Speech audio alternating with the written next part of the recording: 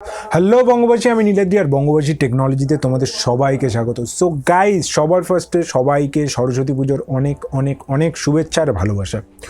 আজকের ভিডিওটাতে যেমনটা আমি আগেই কমিউনিটি ট্যাবে আর কি পোস্ট করেছিলাম যে আইফোন রিলেটেড ভিডিও হবে আজকেরটা, তো অবশ্যই বস আইফোন নিয়েই ভিডিও বানাতে হতো।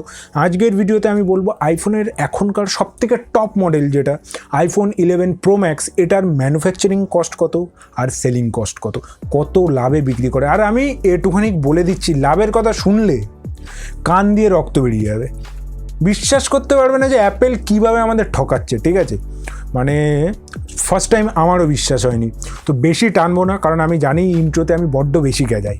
তো বেশি না টেনেই ভিডিওটা শুরু করা যাক। So why are you waiting for, চলুন শুরু করি। সো গাইজ, যেখানে সমস্ত ব্র্যান্ডরা চেষ্টা করছে সবথেকে কম মার্জিন রেখে, সবথেকে কম প্রফিট রেখে, কম দামে মোবাইল লঞ্চ করার, সেখানে অ্যাপেল এমন কাজ করছে, মানে এত বেশি প্রফিট মার্জিনে মোবাইল লঞ্চ করছে। আর সবথেকে বড় ব্যাপার হলো পাবলিক নিচ্ছেও, মানে শুধুমাত্র একটা কামড়ানো আপেলের লোগোর জন্য পাবলিক দেখছে না যে ওর ভিতরে আমার কত টাকার মাল রয়েছে আর আমি কত টাকা দিয়ে কিনছি। ওকে, তো আমরা সবার ফার্স্টে যদি মার্কেটের ব্যাপারে বলি, মার্কেটে সবথেকে বেশি এখন মানে শুধুমাত্র এদের মারামারি করাটাই বাকি রয়েছে, আদারওয়াইজ এরা সব কিছু করে ফেলেছে। রিয়েলমি আর রেডমি, এরা শুধুমাত্র কম দামে মোবাইল লঞ্চের জন্য জাস্ট যাতা করছে, মানে দুজনের মধ্যে একদম সাববেজির মতো সম্পর্ক।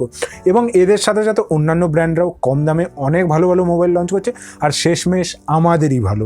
যত কম দামে মোবাইল লঞ্চ হবে তত ভালো।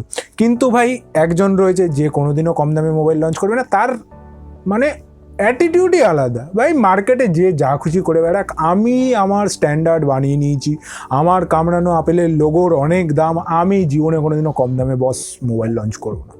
ঠিক আছে, কিন্তু আমি কম দামে মোবাইল বানিয়ে নেবো যেখান থেকে খুশি পারি, কিন্তু আমি কম দামে মোবাইল লঞ্চ করব না। তো গাইজ, বেশি না টেনে এবার বলি যে অ্যাপেল আইফোন 11 প্রো ম্যাক্সের অ্যাকচুয়াল প্রাইস কত, ম্যানুফ্যাকচারিং কস্ট কত।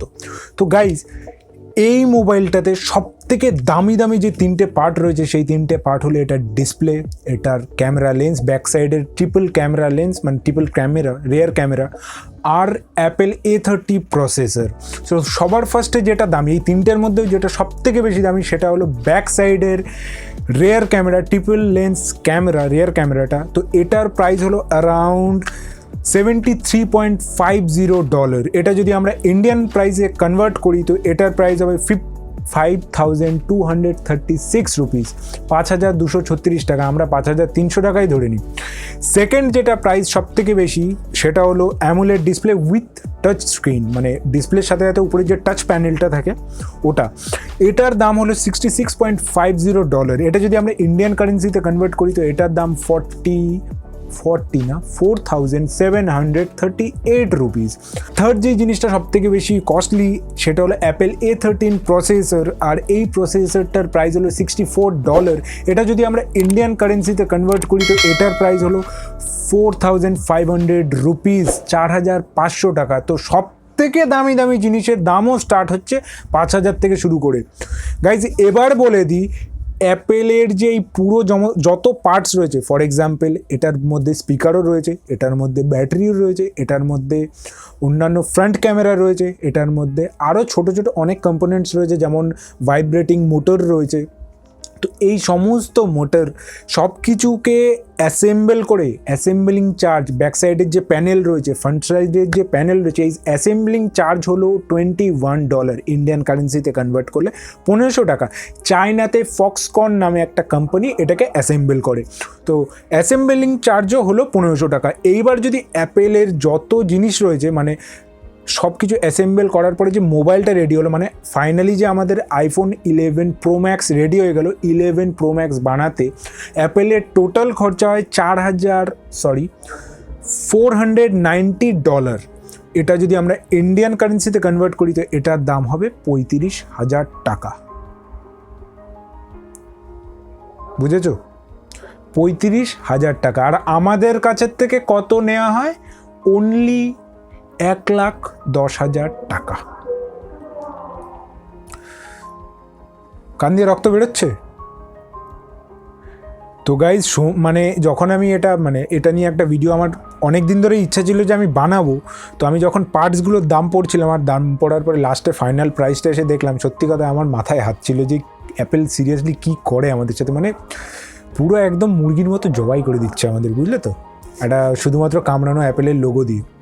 তো গাইজ এটার পক্ষে তারা একটা মানে অ্যাপেলের কাছে সবসময় অজুহাত তো থাকেই, তো তারা একটা খুব ভালো অজুহাত দিয়েছে যে আমরা অ্যাডভার্টাইজমেন্টের জন্য এই যে আমরা এত বেশি টাকা নিই, তো গ্লোবাল প্রাইসিংয়ে দেখতে গেলে অ্যাপেল $999 তাদের আইফোন 11 ম্যাক্স প্রো ম্যাক্সের যে বেস ভেরিয়েন্টটা 64GB মডেলটা রয়েছে সেটা বিক্রি করে। তো তারা একটা মোবাইলে সবথেকে ন্যূনতম আইফোন 11 প্রো ম্যাক্সের যে বেস ভেরিয়েন্ট সেটাতে সবথেকে ন্যূনতম যে প্রফিটটা রাখে সেটা হচ্ছে 43,300 রুপিস। ইন্ডিয়াতে অনেক বেশি, কারণ আমরা ইন্ডিয়ানদের অনেক টাকা, বাবার অনেক টাকা, আর একটা না আমাদের কাছে দুটো কিডনি, তো দরকার হলে আমরা দুটো কিডনি বেচে দেবো, যেই কারণে আমাদের এখানে বেশি দামে লঞ্চ করা হয়। কিন্তু গ্লোবালি যদি আইফোনের অ্যাকচুয়াল প্রাইস দেখা হয় $999 দেখা হয়, তো অ্যারাউন্ড 74,000-75,000 কাছাকাছি রয়েছে, আর ইন্ডিয়াতে সেটা 1,10,000। তো তারা কতটা বেশি লাভ রাখছে, 35,000 টাকা মোবাইলের দাম, আর তারা 43,000 রুপিস এক্সট্রা চার্জ রাখছে মোবাইলের জন্য। অ্যাপেল এটার সাপেক্ষে খুব ভালো একটা যুক্তি দিয়েছিল, আর তোমরা খুব ভালোভাবে জানো অ্যাপেল খুব ভালো যুক্তি দিতে জানে, অজুহাত তাদের খুব ভালো। তো তারা জানিয়েছে যে আমরা অ্যাডভার্টাইজমেন্টের জন্য এই পুরো টাকা আমরা এমনি এমনি নিই না, আমরা অ্যাডভার্টাইজমেন্টের জন্য নিই, তারপরে এমপ্লয়িজদের বেতনের জন্য নিই, আর সবথেকে বেশি রিসার্চ আমরা করি মোবাইলে নতুন কিছু আনার জন্য, বা নতুন ডিসপ্লে, নতুন টেকনোলজি এই সমস্ত আনার জন্য, নতুন ডিজাইন এই সমস্ত আনার জন্য সবথেকে বেশি প্রচেষ্টা আমরাই করি, যেই কারণে আমাদের অনেক টাকা খরচা হয়ে যায়, অনেক টাকা খরচা হয়ে যায়, যেই কারণে আমরা এত বেশি প্রফিট রাখি। তো এই যুক্তিটার জন্য আমি একটা জিনিস করতে চাই,